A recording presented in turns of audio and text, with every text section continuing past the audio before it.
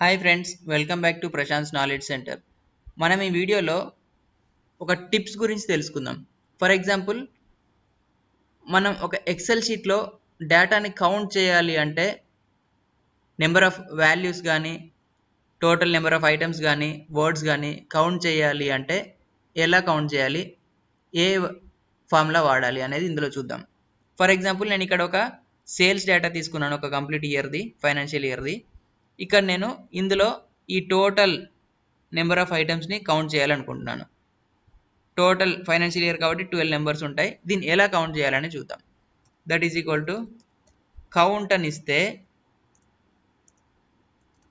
Count ఫంక్షన్లో మనం ఇక్కడ నుండి రేంజ్ ఇచ్చామనుకోండి, కౌంట్ ఫంక్షన్లో ఓన్లీ నెంబర్స్ని మాత్రమే కౌంట్ చేస్తుంది. అది కౌంట్ అనే ఫంక్షన్ ఇస్తే 10 వచ్చింది అంటే ఇందులో ఎన్ని నెంబర్స్ ఉన్నాయో చూద్దాం. 1 2 3 ఇది వర్డ్ కాదు, 4 5 ఇది కాదు, 6 7 8 9 10.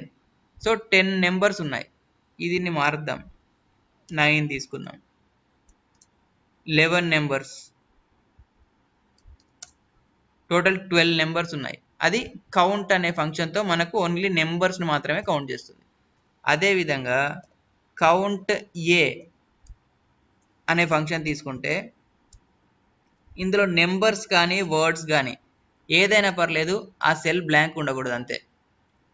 అలా ఉంటే కౌంట్ చేస్తుంది. టోటల్ 12 ఉన్నాయి, అన్ని నెంబర్సే. ఇక నేను ఒక దాంట్లో వర్డ్ రాస్తాను, అయినా కౌంట్ చేసింది. బ్లాంక్ పెట్టాను, బ్లాంక్ ఉంటే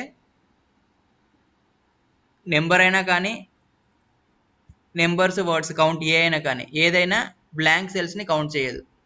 సో ఇది కూడా అదే విధంగా బ్లాంక్ సెల్ని కౌంట్ చేయలేదు. సో టోటల్ 11 వచ్చాయి. ఇందులో వర్డ్ రాశాను, అది ఓన్లీ కౌంట్ ఏ మాత్రం సెన్స్ చేసింది. ఇది కౌంట్ అంటే ఓన్లీ నెంబర్స్ని కౌంట్ చేస్తుంది కాబట్టి ఎస్ అనేది వర్డ్ని సెన్స్ చేయలేదు. కౌంట్ ఏలో కంప్లీట్గా నెంబర్ కానీ వర్డ్ కానీ ఏది ఉన్నా కౌంట్ చేసేస్తుంది. అదేవిధంగా కౌంట్ బ్లాంక్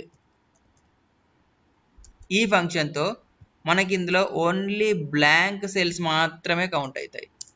0 అంటే ఇందులో ఏ బ్లాంక్ సెల్ లేదు కాబట్టి 0. ఇక్కడ ఒక వాల్యూ డిలీట్ చేయండి, ఒక బ్లాంక్ సెల్ ఉంది, అలా 0 వస్తుంది.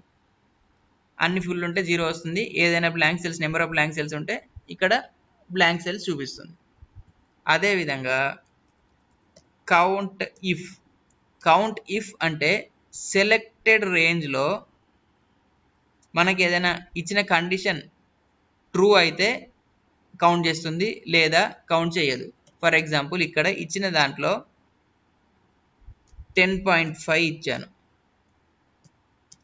ఇప్పుడు ఈ రేంజ్లో 10.5 ఉంటే కౌంట్ చేస్తుంది, లేదా చెయ్యదు. ఒకటి ఉంది 10.5.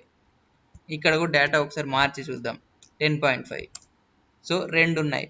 మనం ఇచ్చిన క్రైటీరియా అనేది మ్యాచ్ అయితే అప్పుడే కౌంట్ చేస్తుంది, లేదా చెయ్యదు. అదేవిధంగా కౌంట్ ఇఫ్ ఎస్ అంటే నెస్టెడ్ ఇఫ్ అనమాట. క్రైటీరియా రేంజ్ ఇవ్వచ్చు, క్రైటీరియా ఇవ్వచ్చు. నెక్స్ట్ ఫాల్స్ అయితే మళ్ళీ క్రైటీరియా రేంజ్ ఇవ్వచ్చు, క్రైటీరియా ఇవ్వచ్చు. అలా అదేవిధంగా నెస్టెడ్ ఇఫ్ ఫార్ములా వాడచ్చు, ఇలా కౌంట్ ఇఫ్ ఎస్తోనే. అదేవిధంగా మనకు ఒక సెల్ బ్లాంకా కాదా అనేది తెలుసుకోవాలి. అది ఎలా?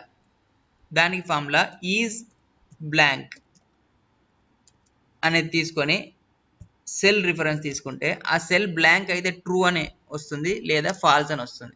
చూసారా, ఇక్కడ సెల్ బ్లాంక్ ట్రూ అని వచ్చింది, దాంట్లో ఏదో ఒక డేటా వాల్యూ రాయండి, ఫాల్స్ అని వచ్చింది.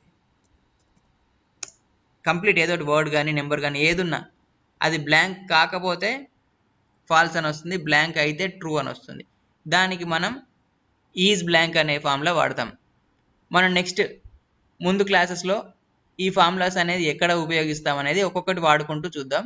Thank you friends. Please subscribe Prashant knowledge centre.